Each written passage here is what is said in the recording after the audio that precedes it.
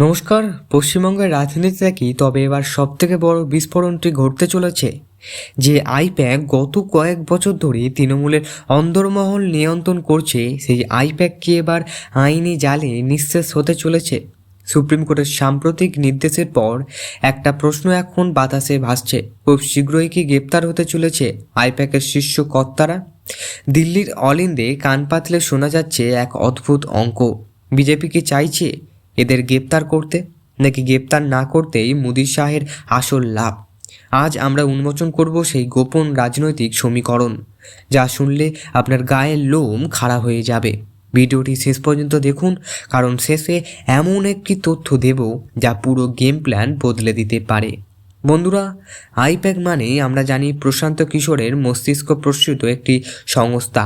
যারা দাবি করে তারা শুধু পরামর্শ দেয়, কিন্তু বাংলার সাধারণ মানুষ জানে ব্লক স্তরে তৃণমূল নেতা থেকে শুরু করে নবান্নের নীতি নির্ধারণ সব জায়গাতেই এই বহিরাগত এজেন্সির হস্তক্ষেপ কতটা গভীর। কিন্তু এবার জল গড়িয়েছে সুপ্রিম কোর্ট পর্যন্ত। নিয়োগ দুর্নীতি হোক বা ভোট পরবর্তী হিংসা, বারে বারে আইপ্যাক কর্মীদের নাম জড়িয়েছে। সাম্প্রতি একটি মামলায় সুপ্রিম কোর্ট যেভাবে আইপ্যাকের ভূমিকা সমালোচনা করছে এবং রক্ষা কবচ দিতে অস্বীকার করছে, তাতে রাজনৈতিক বিশেষজ্ঞরা বলছে আইনি চর, অর্থাৎ আইনি সুরক্ষা কবচ যখন আর নেই, এবার কি তবে সোজা শিঘর? আচ্ছা ভাবুন তো, এবার এতদিন অন্যদের জেতানোর জন্য স্ক্রিপ্ট লিখত, তারা কি নিজেদের বাঁচানো স্ক্রিপ্টটি তৈরি করে রেখেছে, নাকি ওভার কনফিউজ সব গুলিয়ে গেল? আপনাদের কি মনে হয়, দিদি কি পারবেন এদের বাঁচাতে? কমেন্টে জানান তো দেখি। এখন প্রশ্ন হলো, গ্রেপ্তার করে লাভ কার? হিসেব খুব পরিষ্কার। যদি আইপ্যাক শীর্ষ আধিকারিকদের কেন্দ্রীয় সংস্থারা গ্রেপ্তার করে, তবে তৃণমূলের নির্বাচনী মেশিনারি পুরোপুরি অকেজো হয়ে পড়বে। গত নির্বাচনে আমরা দেখেছি প্রার্থীর চেয়ে বেশি গুরুত্বপূর্ণ হয়েছে ডেটা এবং সোশ্যাল মিডিয়া ম্যানেজমেন্ট। বিজেপি জানে এই সাপ্লাই চেইন ভেঙে দিতে পারলে তৃণমূলের দুর্গ তাসের ঘরের মতন ভেঙে পড়বে। একজন সাধারণ ডেটা হিসেবে ভাবুন, যখন দেখবেন শাসকের মস্তিষ্কে লক আপ, তখন আপনার আত্মবিশ্বাস কোথায় গিয়ে ঠেকবে?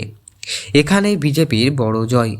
মোদি শাহ লক্ষ্য শুধু ক্ষমতা আসা নয়, বরং সেই পরিকাঠামোকে ধ্বংস করা, যার দুর্নীতির ওপর দাঁড়িয়ে আছে বলে অভিযোগ। কিন্তু এখানে একটা বড় কিন্তু আছে, আর এখানেই রাজনীতির সেই রহস্যময় মোড়। আইপ্যাকের গ্রেপ্তারি কি হতে বিপরীত হতে পারে? মানুষের মনে কি কোনোভাবেই সহস্মিতা হতে হবে, নাকি দুর্নীতির পাহাড়ে তলা থেকে বেরিয়ে আসবে আরও চাঞ্চল্যকর তথ্য, যা সরাসরি কালেঘাটের দরজা পর্যন্ত পৌঁছে যাবে? এই ভয়টা কি এখনো পর্যন্ত ঘাসফুল শিবিরে? মাঝে মাঝে মনে হয় রাজনীতি আর সিনেমা তফাৎটা কোথায়? এখনও ভিলেন গ্রেপ্তার হয়, এখানে হাওয়া সম্ভব। শুধু তফাৎ একটাই, সিনেমায় হিরো শেষ মুহূর্তে আসে, আর রাজনীতিতে ইডি সিবিআই আসে সাত সকালে, হাটে একটা ওয়ারেন্ট নিয়ে। এবার আসি দ্বিতীয় সমীকরণে। যদি গ্রেপ্তার না হয় তবে কি বিজেপির ক্ষতি? হ্যাঁ, বড় ক্ষতি। বাংলার মানুষ এখন ফুঁসছে, তারা দেখতে চায় অ্যাকশান।